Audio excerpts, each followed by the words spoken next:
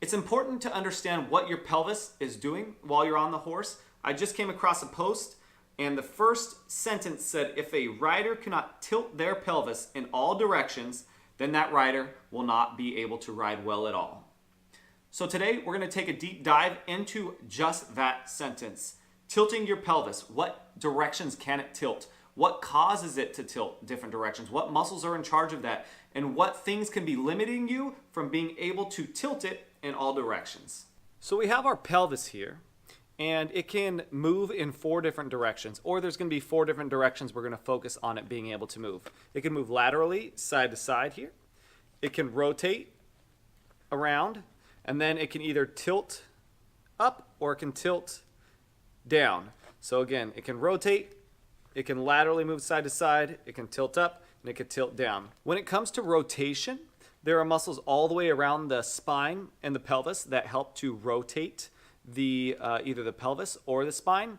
And some of the major players of those are going to be more of the abdominals, like your transverse abdominals and your obliques, as well as your rectus abdominis, so kind of the 6 or 8 pack that you may have. Those are going to be the main movers of the trunk rotation because they have really good leverage to be able to rotate the trunk and or pelvis. Next, you have the lateral movers here. And lateral movers, again, are going to be anything on both sides, but what lateral movers do is they pull the pelvis upwards. So a lot of the muscles are going to be on the back here.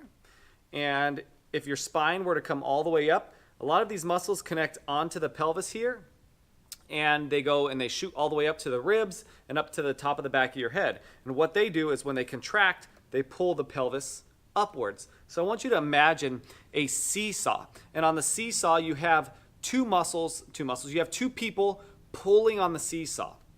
Now, the stronger person is going to pull the seesaw closer to the ground, and the weaker person is, even though they're pulling, they're not going to be able to pull as hard, and therefore the seesaw is going to get away from them a little bit.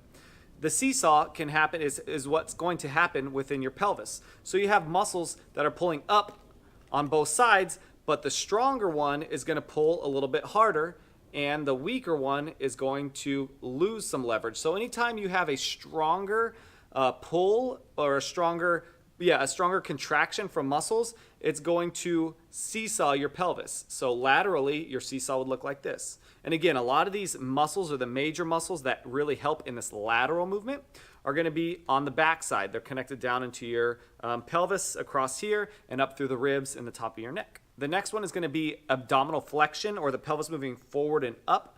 If your belly button is right here, it's pulling the pelvis kind of towards your belly button and moving the pelvis down and forward. The muscles responsible for that are all of your abdominals. All of your abdominals help to move this pelvis forward. Some of the major ones are going to be your psoas minor. They connect into your spine, as well as some of your lower rectal abdominal muscles. So again, the lower part of your 6 to 8 pack. If we could see it, we all have it.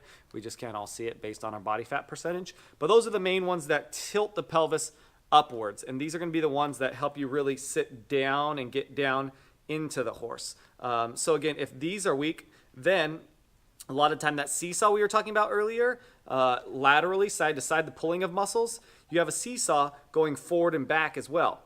So the abdominal muscles pull the pelvis forward. The back muscles pull the pelvis down. They kind of shift the pelvis backwards and down. So if you have the muscles on the back stronger and more active than your abdominal muscles and the muscles on your on the front, then the seesaw kind of goes like this, because again, these muscles are pulling upwards, and if they're stronger than the muscles that pull, the abdominal muscles that pull forward, the seesaw, we're going to end up winning on this side, and the pelvis will be tilted slightly forward, and vice versa. If these ones are stronger pulling up than these ones are, then you're going to have your pelvis tilted slightly like this. So that's going to give you a good idea of what the pelvis can do and which muscles are responsible for that. So remember, it can rotate, it can laterally move side to side, and then it can rock forward or it can rock backward. And based on where your strength is or which muscles are stronger in your body, it's going to determine how that seesaw is affected. One hip may be tilted a little bit higher, one hip may be tilted slightly forward in a rotation, one hip may be slightly, or the hips might be slightly tilted forward and up, all based on the strength of different areas of your body. Now, the strength is going to be determined off of what muscles you typically use more often. If you've had any stress or trauma in certain muscles where they've gotten injured, it can potentially weaken those muscles. So we all have these different compensations based off of what we do for a living, how much stress and injuries, certain injuries we've had in our body. Our body's compensated and adapted to that and shifted our pelvis in different directions and allow us to either be stronger in certain directions or doing certain things. So our goal is going to be to first assess that and realize where is the pelvis shifted and how is it working better, in which directions is it working better, which directions is it weaker. And then once we've addressed that, then you can start doing strength training exercises to improve, first of all, the connection to those muscles in the first place. So allowing your brain to open up communication and better talk to the muscles that may be weaker. And then from there, you start to strengthen that connection and how much force or ability to tolerate certain things with those muscles. So you're going to assess. You want to open up the lines of communication with those muscles and then strengthen those muscles so that way you can have a pelvis that works equally in a rotation, laterally, moving forward and moving back. So not only do you have control of those ranges of motion, but they're closer to being symmetrical because you don't have one side constantly pulling on that seesaw stronger than the other.